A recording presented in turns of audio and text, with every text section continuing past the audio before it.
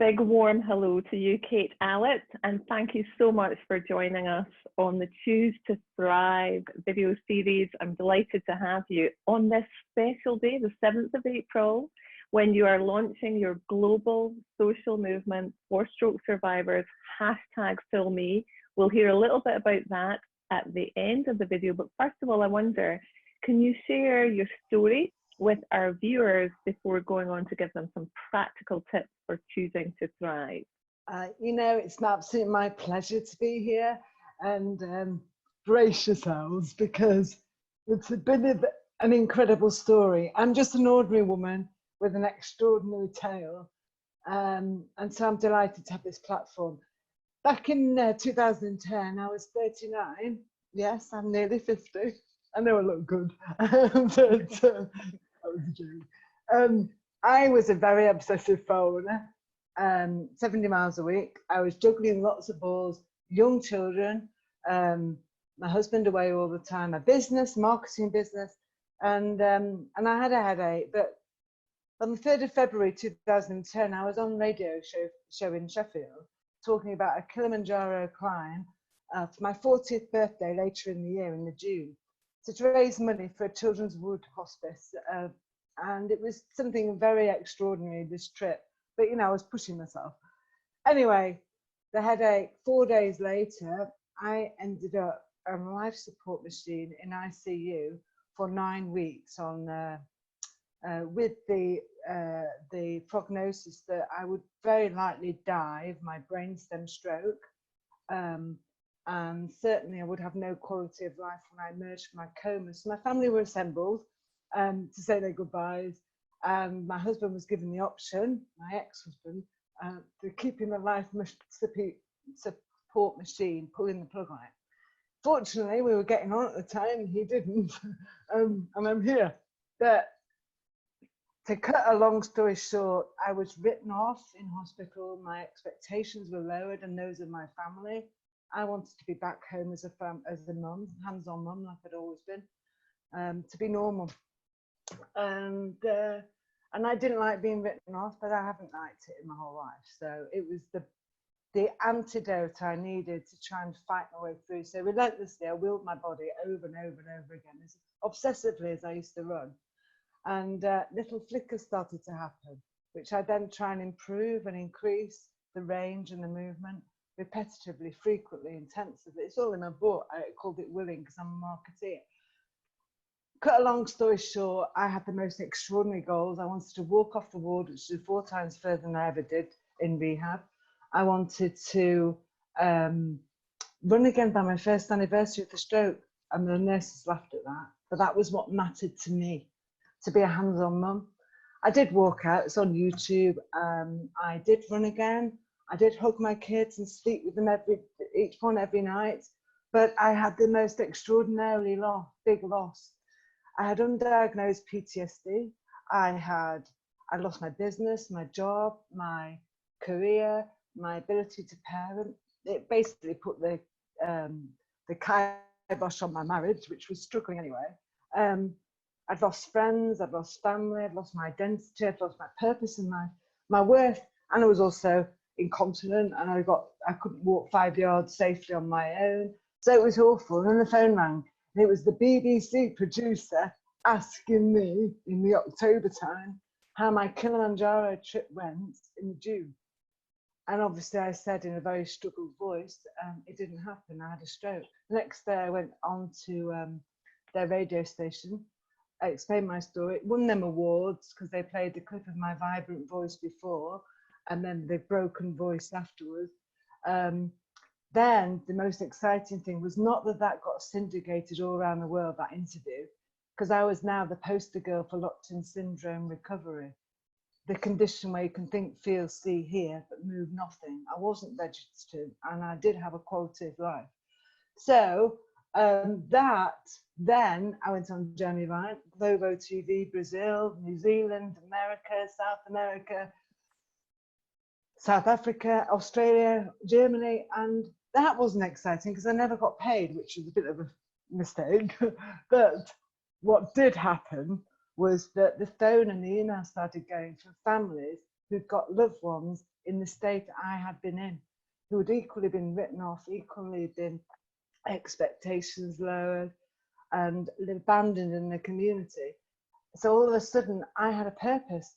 I had a voice for those people. I could help inspire them be the best they could be. So I set up 3 months after I left hospital. I'd already halfway through my book, Running Free.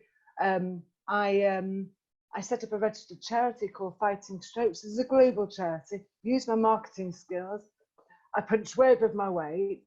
I had phone calls from the Stroke Association asking me to speak to their fundraising manager because, you know, they thought that we were much bigger than we were. We were a voice, we were a platform, we were advocacy. I did patient visits. I had a worth, I had a purpose. I refound what I was on this earth to do. That helped me thrive. And it still does 9 years on. It's the best part of my journey is what I can do for the people. And that Kilimanjaro trip, as much as I never got a refund, I can't believe it, but it actually changed my life. So what you've just said there, Kate, in sharing your remarkable story, I've got tears in my eyes, but in sharing your remarkable story, you mentioned this idea of getting your purpose back and how that enabled you to thrive or begin thriving rather than just surviving after your recovery from locked-in syndrome. And that's what we've heard in this global research that I've carried out in 9 Secrets to Thriving. That was one of the secrets that came through, this idea of purpose. But I understand that you have another 2, maybe even 3 secrets to share with our viewers that you say enabled you to make, I suppose, the choice to thrive. Do you want to share 2 or 3 more practical tips for our viewers, please?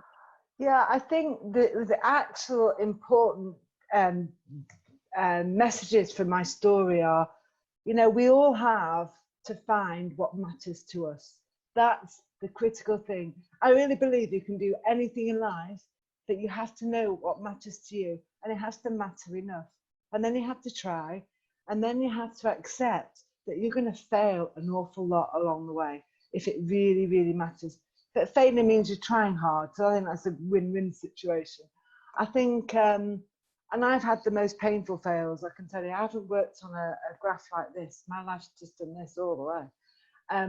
So learn to love failure, try damn hard, find what matters to you, whether it's being that hands-on mum, whether it's crocheting again, whether it's, I don't know, go and do something for the homeless people. It's got to matter, and then you'll do it and you'll stick at it and you'll achieve it. Eventually, one way or another, you will achieve it.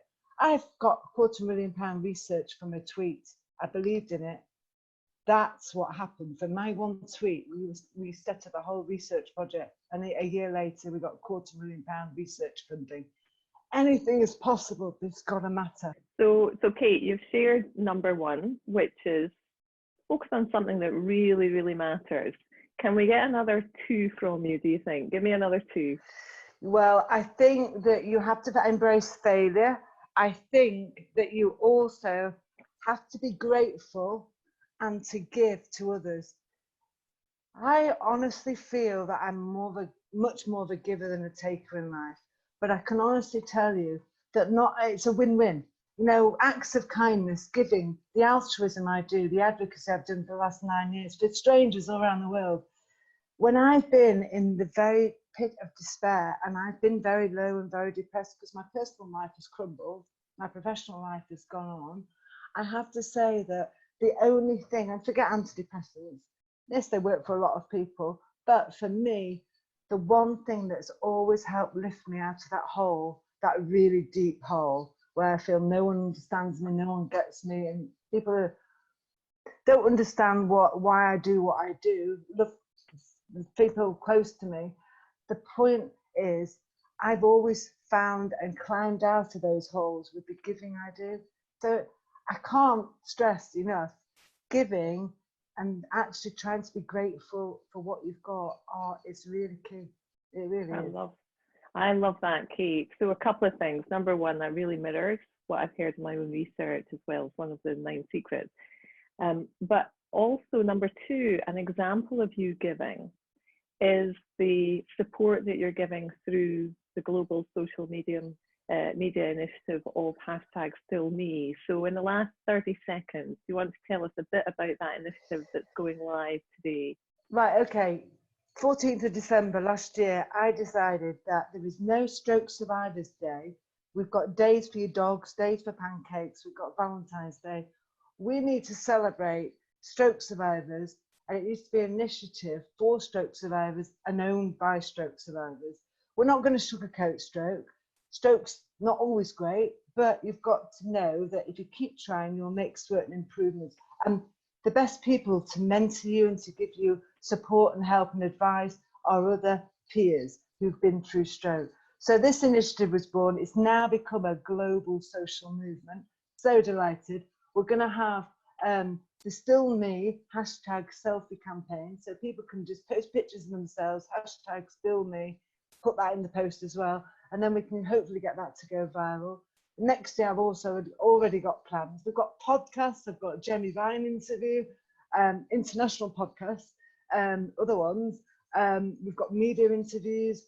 And this is born from this momentum. We've had logos and people have donated because they've been kind and helped us. Because I guess I've stuck around for the last 9 years, and people know that I'm very serious about trying to help people and improve things. So get involved and support us on this initiative. Thank Wonderful. You. Kate, it has been my absolute pleasure to interview you for Choose to Thrive. Thanks for appearing on the show. I am absolutely delighted to be here. Thank you.